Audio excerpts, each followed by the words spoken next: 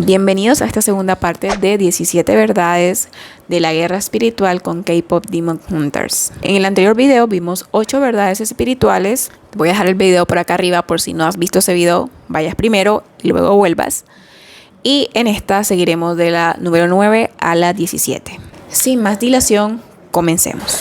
El noveno punto es que las canciones son una herramienta o medio poderoso en el mundo espiritual. Por eso no es una sorpresa que ambos bandos utilicen la música. En la película pues claramente podemos ver eso, ¿no? Que solamente los buenos hasta ese entonces tenían esa estrategia de poder proteger a la humanidad a través de la Honmun con la música. No creo que la Honmun pudiera ser creada única y exclusivamente por música, pero la música es un medio muy fácil de propagar cualquier mensaje que se quiera entregar con una rapidez y con una eficacia bastante grande. En la película vemos que Jinu, junto a otras personas u otras almas que sirven a Guima, que sería como el diablo pues en esta película, de repente inteligentemente y de forma astuta presentan esta idea de influenciar a las personas a través de la música y a través de ellos mismos para que no sean influenciados por el mensaje reparador, constructivo de, en este caso, las Huntress. Esto pasa mucho en la vida real, es que la música fue creada por Dios. Todas las cosas fueron creadas por Dios.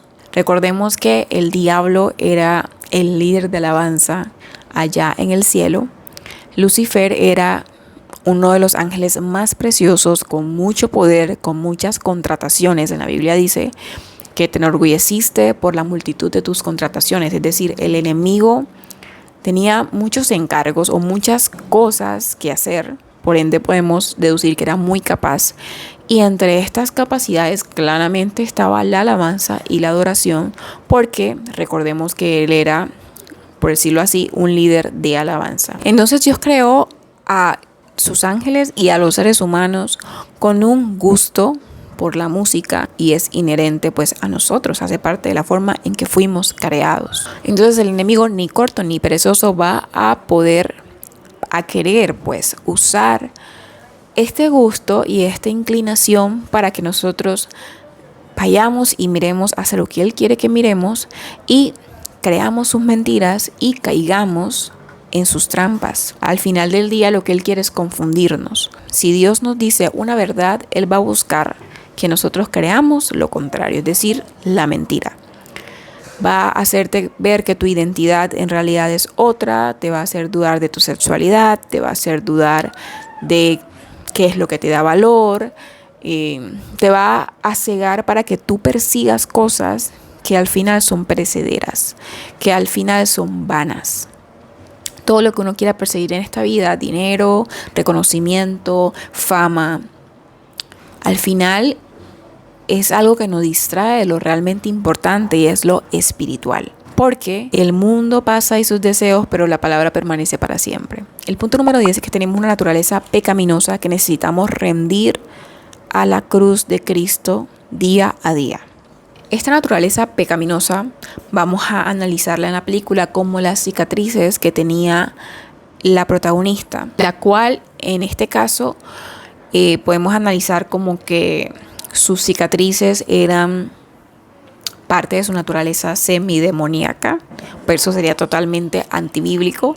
Así que vamos a analizar esas cicatrices más bien como una huella del pecado que tiene toda la humanidad. Nosotros tenemos una herencia adámica del primer hombre, que es el pecado, y tenemos una herencia que es del segundo y último Adán, que es Cristo, quien nos quitó la culpa del pecado. Pero al nosotros ser redimidos a través de Cristo, el pecado no es que de repente salga corriendo y huya, porque hace parte de la naturaleza humana, sino que el pecado es crucificado juntamente con Cristo. Entonces en Cristo es crucificado el pecado, y al ser bautizados en él resucitamos, así como resucitó Cristo, de una vida muerta, pecaminosa, vacía, a una vida llena de vida y vida en abundancia. Eso es todo un tema, ¿ok? Hasta aquí podría pensar alguien que no es muy creyente, pues que estamos loquitos, pero bueno. El enemigo va a buscar que esas pequeñas heridas del pecado, esos visajes que aún se ven de nuestra naturaleza caída, y que aún tenemos que seguir muriendo a ello, va a hacer que nosotros constantemente lo recordemos y que nos avergoncemos de ello. Recordemos que uno de los calificativos que le da la Biblia al enemigo es del acusador, porque él es el que busca constantemente señalar a lo que está mal para que nos sintamos avergonzados, para que nos alejemos de Dios y pensemos, yo no tengo esperanza, yo soy hija del enemigo, o yo no seré acepta delante de Dios, o cómo es posible que yo tenga esto, tengo que taparlo. Y es por eso que la protagonista Rumi trataba también de ocultar sus marcas, porque le había enseñado a su tía que no iba a ser aceptada con ellas, que no había manera de que eso fuese bien visto. Pero resulta que el Señor tiene el poder para poder realmente quitar toda poder y autoridad del pecado sobre nosotros, porque Él venció la muerte, porque Él venció el pecado. Pero cuando nosotros ocultamos el pecado, de cierta forma le damos más poder al pecado en nuestras vidas. Por eso es que la palabra nos habla de que debemos confesar nuestros pecados y así podemos ser libres de esas cosas que cargamos. Entonces, ante la verdad de que tenemos una naturaleza pecaminosa que debemos rendir a Cristo y que Cristo tiene el poder para borrar nuestro pecado, está la mentira del enemigo que nos dice: no serás acepto por nadie con ese pecado más que conmigo. Conmigo sí perteneces, conmigo todo está bien. Entonces, el pecado, el enemigo lo que quería hacer es que Rumi lo viera como parte de su identidad. Entonces, como tú eres tu pecado, como tú eres eso, tú no vas a servir para tu propósito, que es, junto a tu grupo musical, junto a las Hundreds, poder salvar a la humanidad, poder consolidar la Homu. Tú no vas a poder hacer nada de eso.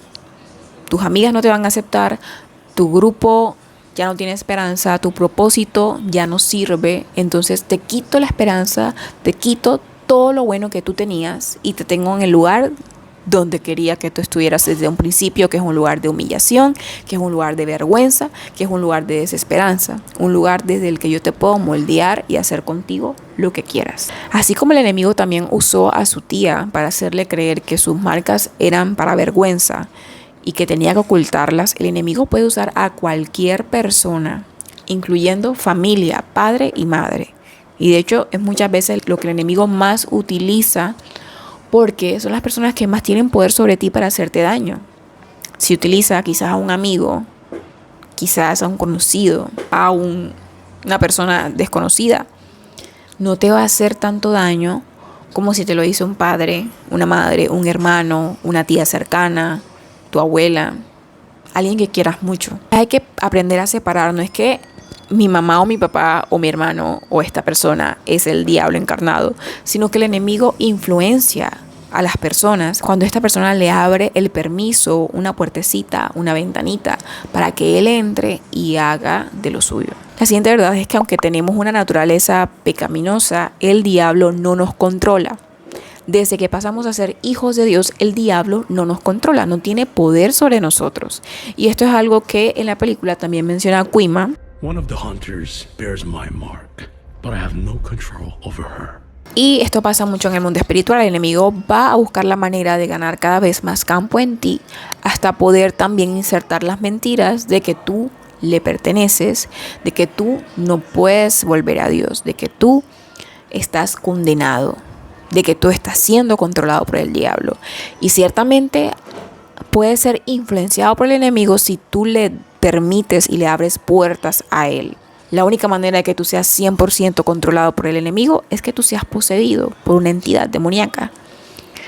Pero el enemigo, como no puede hacer eso contigo, lo que va a buscar es influenciarte y meterte terror y miedo para que creas que estás 100% en el bando del enemigo y que ya no tienes esperanza y no tienes salvación.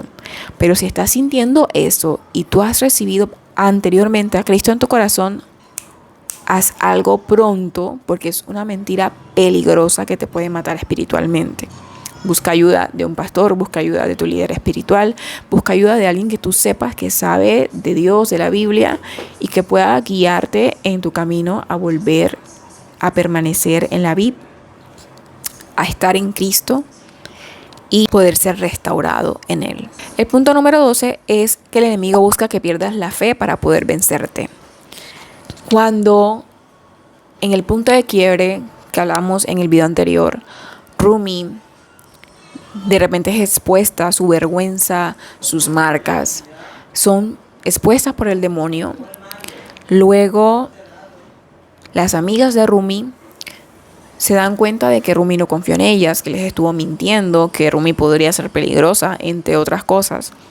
Y fue un choque tan fuerte para ambas o para las 3 miembros del grupo que comenzaron a sentirse desesperanzadas, comenzaron a perder la fe en que podrían lograr eso para los que fueron hechas.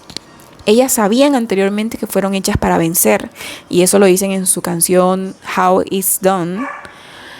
Pero de repente en este momento comenzaron a dudar y el enemigo comenzó a susurrarle cosas al oído a Mira y a Zoe para que ellas se rindieran básicamente. Esto hizo que al final dejaran de luchar contra el enemigo y se unieran a él. Puede que ellas no se unieron literalmente a los Sasha Boys en su cometido, pero no estuvieron en contra de ellos y su misión era ir en contra de ellos. Al no estar en contra de ellos, de cierta forma estuvieron a favor, les facilitaron el camino. No fueron ese obstáculo que ellas debían ser para ellos. Los sentimientos que el enemigo siempre va a buscar ministrar en las personas. Y ojo a esto, porque a estos sentimientos hay que prestarle atención. Son sentimientos de soledad, angustia, desesperación, vergüenza y desesperanza. Cuando tú comienzas a sentir estas emociones, el enemigo ha estado haciendo un trabajo en tu corazón. El objetivo del enemigo es destruir tu alma.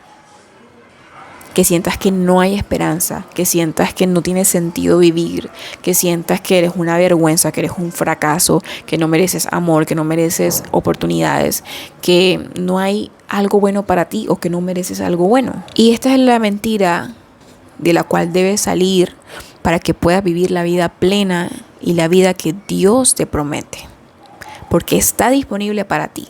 Si crees que no es así, también es una mentira del enemigo, porque sí es así.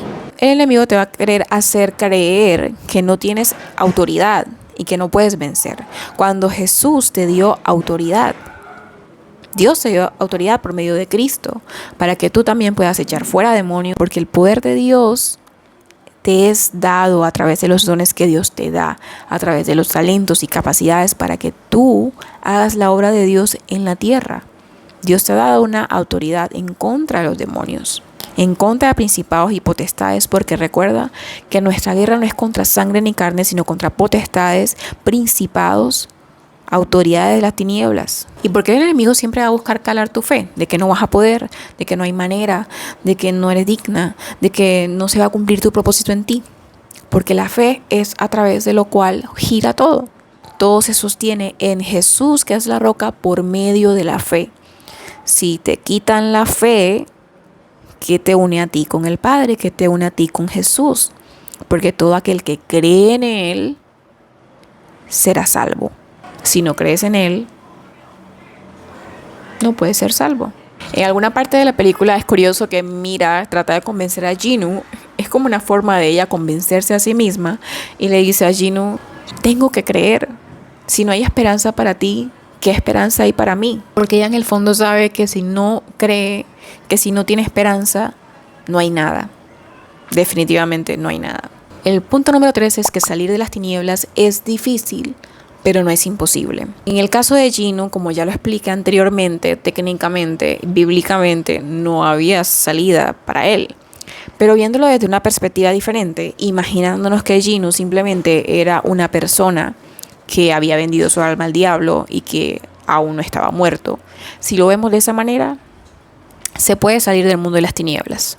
Se puede salir de la esclavitud del alma, de la esclavitud al pecado. Esa sensación de que no puedo estar bien, que no me puedo sentir bien si no escucho X o Y canción, si no estoy pendiente de mi cantante favorito, si no veo que al otro le fue bien y que su vida amorosa, su vida académica, su vida profesional está yendo bien, si no siento esa esperanza a través de ellos, no hay nada.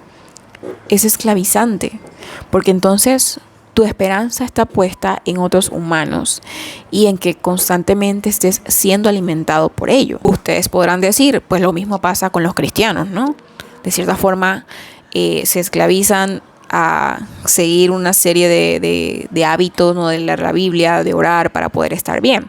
Y es que la misma palabra nos dice que o somos esclavos del enemigo o somos esclavos de Cristo.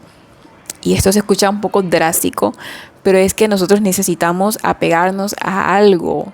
Nuestra alma, nuestro espíritu necesita apegarse a algo para vivir.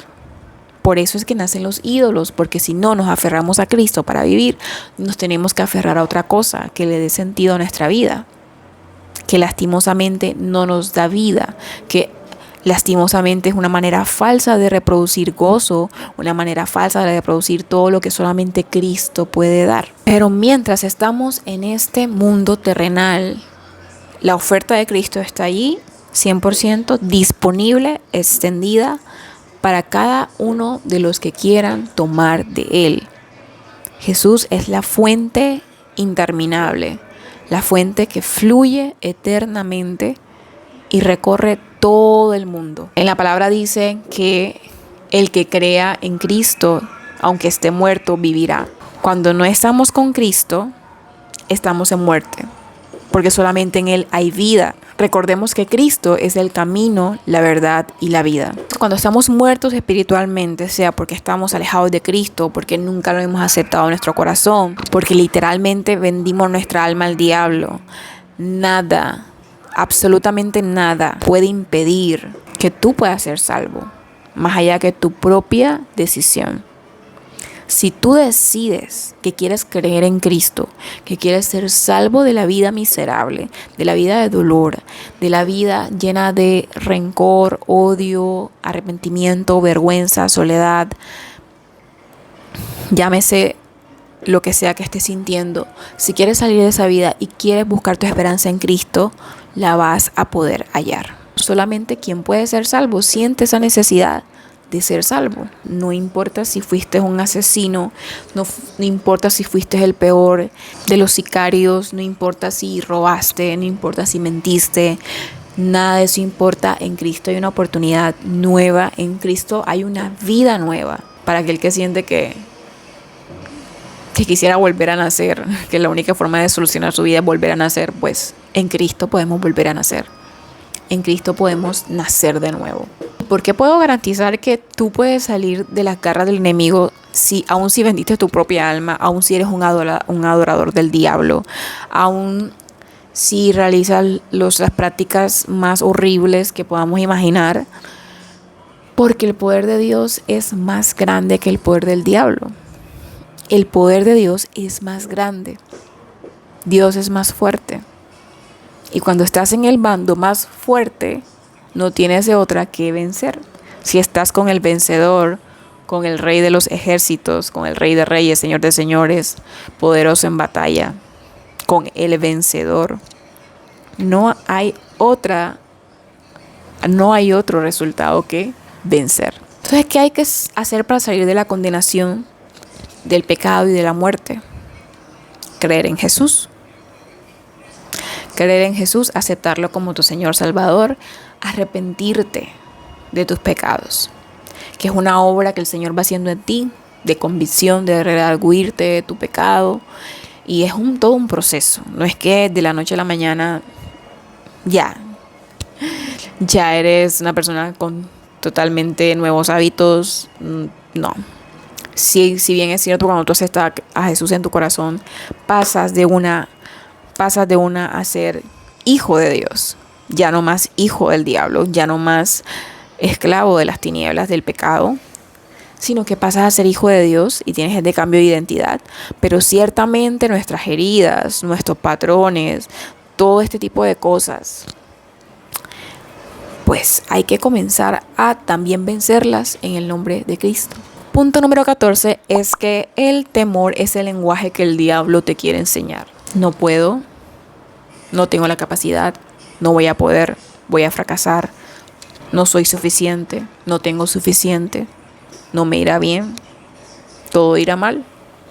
Y la forma de vencer el temor es a través del amor. Dice en 1 de Juan capítulo 4 versículo 18 que el perfecto amor echa fuera el temor.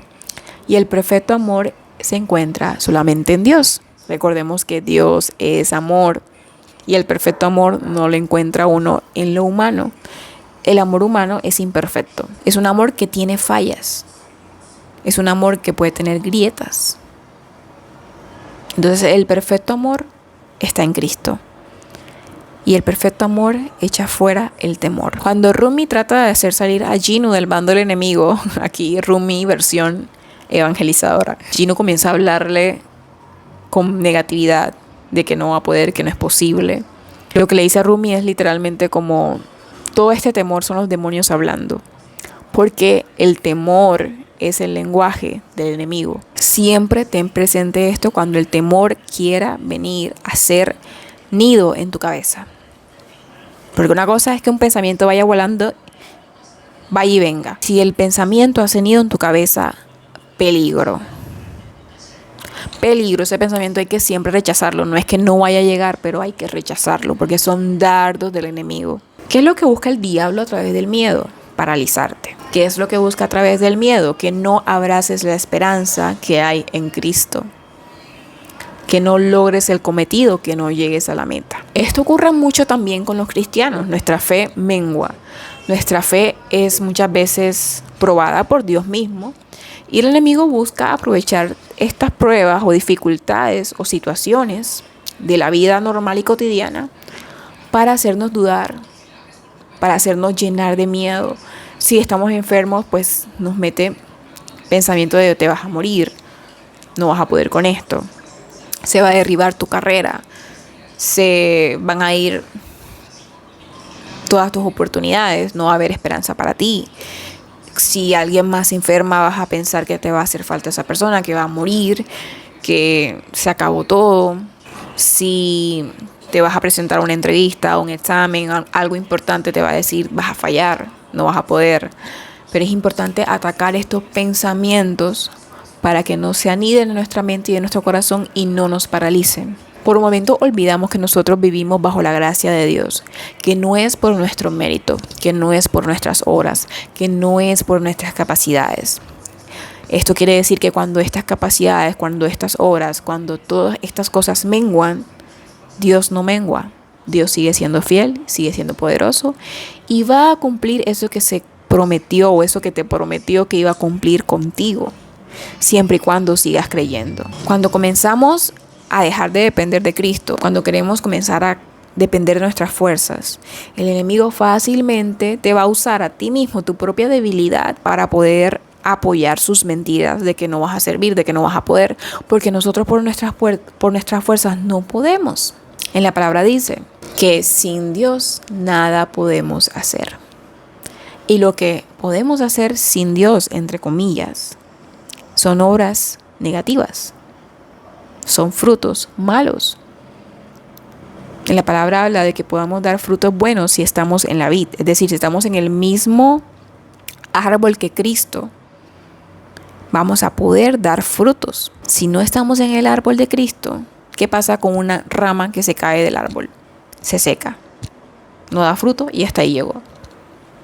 Entonces tú puedes creer, no estoy vivo, sigo siendo una rama, pero que hay una rama seca, ¿qué puede hacer?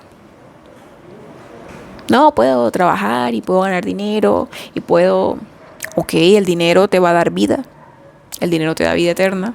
El dinero te da salvación, te da paz. No queremos decir que el dinero no ayude o no sea bueno. Pero no podemos dar nada que espiritualmente valga la pena. Y por otro lado, literalmente estamos vivos porque Dios quiere que estemos vivos. Así que si aún no eres cristiano y no te consideras hijo de Dios, estás vivo y haces lo que haces gracias a Él. Entonces, si el temor es el lenguaje que el enemigo quiere que hables, la vergüenza es la herida desde la cual el enemigo quiere que tomes tus decisiones. Pensamientos como escóndete, no hables, no mereces ser amado, no mereces cosas nuevas, no mereces cosas mejores, no mereces nada, mereces lo peor. Eres una vergüenza, eres un error, eres una falla. Son mensajes que el enemigo te va a querer bombardear constantemente. Recordemos lo que dijimos anteriormente de que el enemigo puede usar cualquier persona para instaurar sus mentiras. La vergüenza es el resultado de muchas mentiras que aceptamos en nuestro corazón, porque quizás fueron dichos por una persona en la que solemos confiar, o en la que creemos que podemos confiar, o en la que queremos confiar. Por ejemplo, nuestros padres. Si alguno de nuestros padres nos rechaza, o nos hace sentir rechazados, o nos dice que no valemos, o nos dice que somos tontos, que somos estúpidos, que no hacemos nada bien, que somos torpes, que cómo es posible, que esto y lo otro. ¿Qué hace eso? Crear en nosotros dudas, crear en nosotros inseguridades, complejos, y al tiempo esto se va a traducir en vergüenza. Me avergüenza quién soy, me avergüenza lo que hago, me avergüenza lo que no hago y me avergüenza lo que pienso. Entonces esa es la herida que el enemigo quiere, que dirija todas tus decisiones y que te acompañe en este baile de la vida. Entonces estos son pensamientos que el enemigo quiere inyectar en nuestra mente para apagarnos, para llenarnos de dolor, para separarnos del resto, porque si nos damos vergüenza a nosotros mismos, no vamos a querer mostrarnos. Y si nos mostramos, vamos a usar máscaras, vamos a usar muros, vamos a estar como si no estuviéramos. Y eso nos va a mantener desconectados.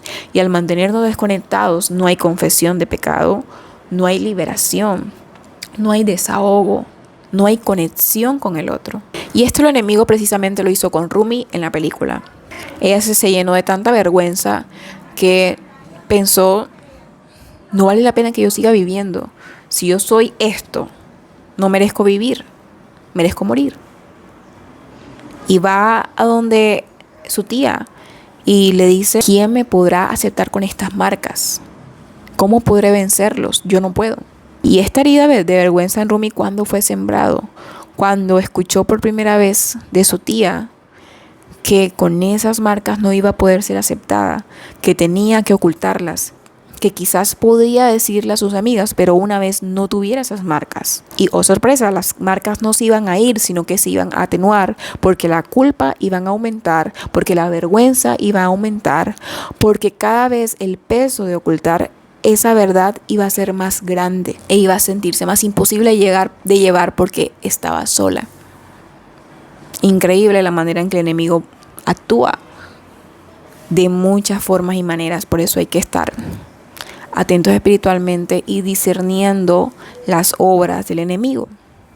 No cogerlo en contra de las personas que nos dicen ese tipo de cosas, no cogerlo en contra de las situaciones, sino poder ver detrás de ellas la influencia del enemigo y poder atacar directamente esa influencia. Humanamente podemos pensar que la tía quería solamente protegerla, quería ayudarla, pero fue un instrumento perfecto para el enemigo para instaurar en Rumi la vergüenza desde muy temprana edad.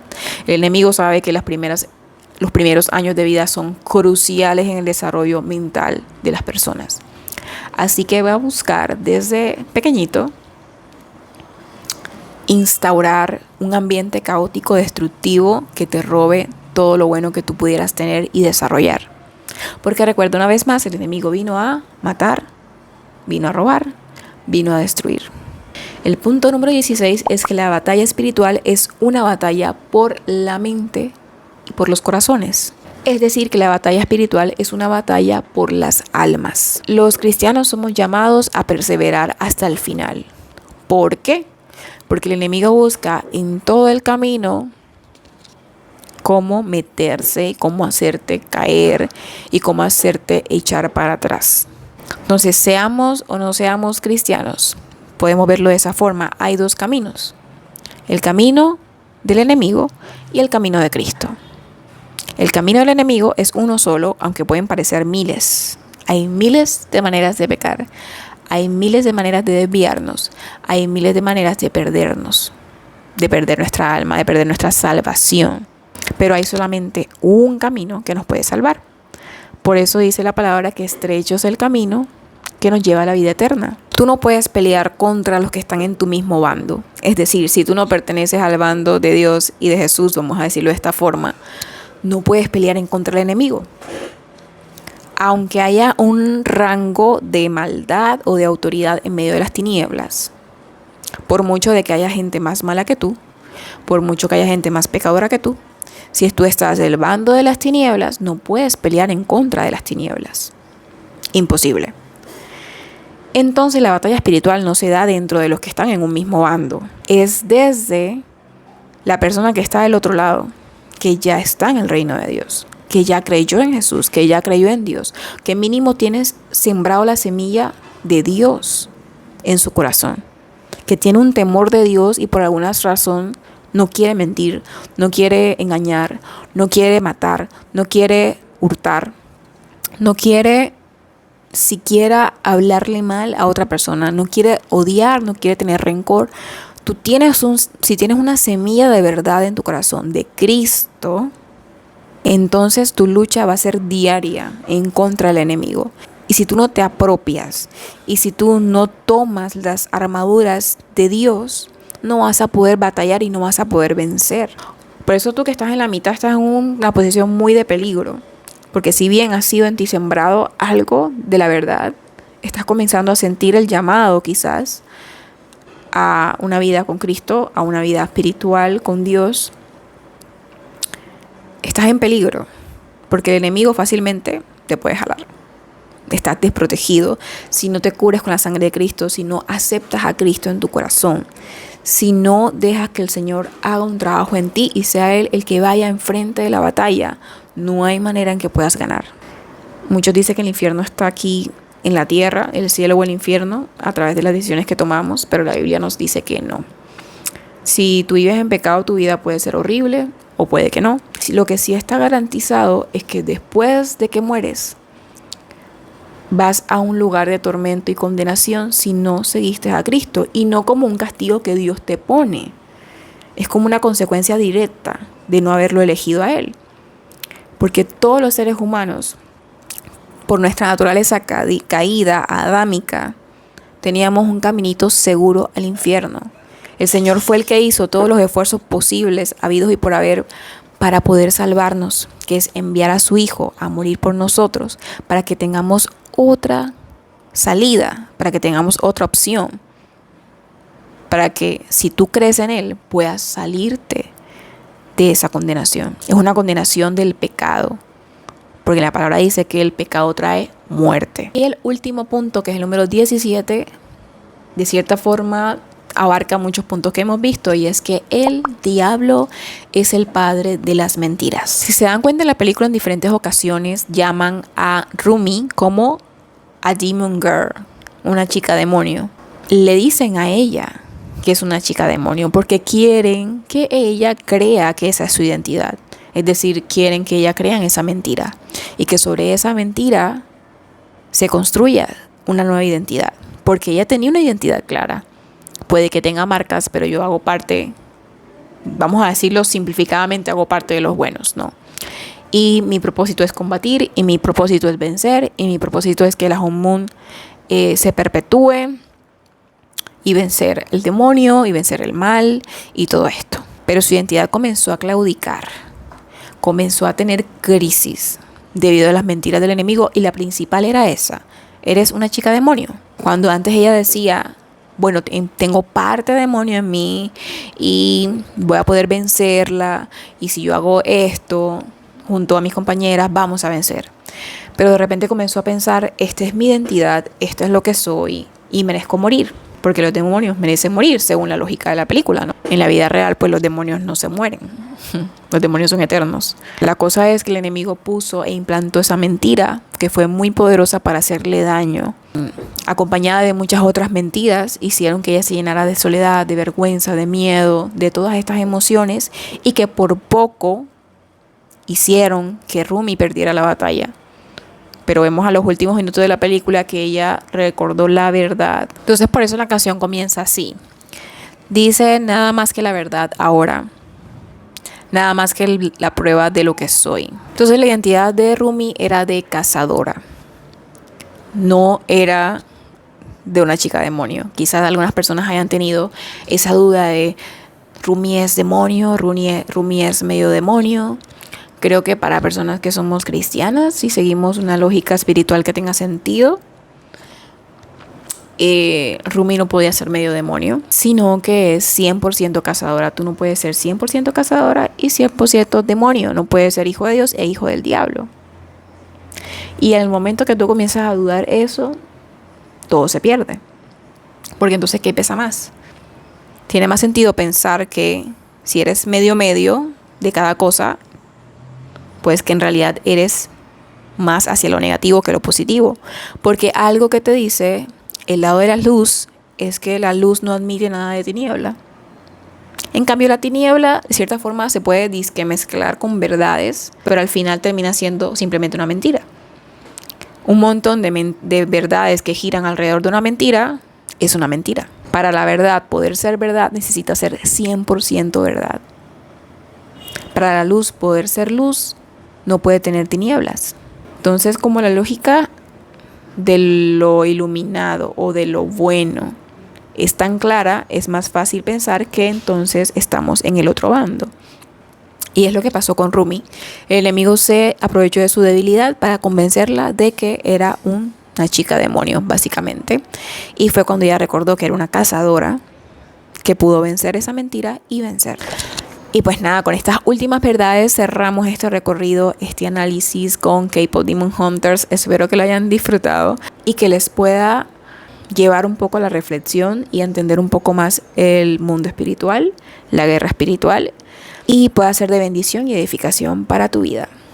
Sin más que decir, gracias por haber visto este video. Por favor, dale like, comenta. Tengo el objetivo de poder llegar a 1000 suscriptores, lo cual es muy difícil. Así que pues nada, estoy pendiente de ver sus suscripciones, comentarios, etc. Y pues nos vemos en un próximo video. Chao.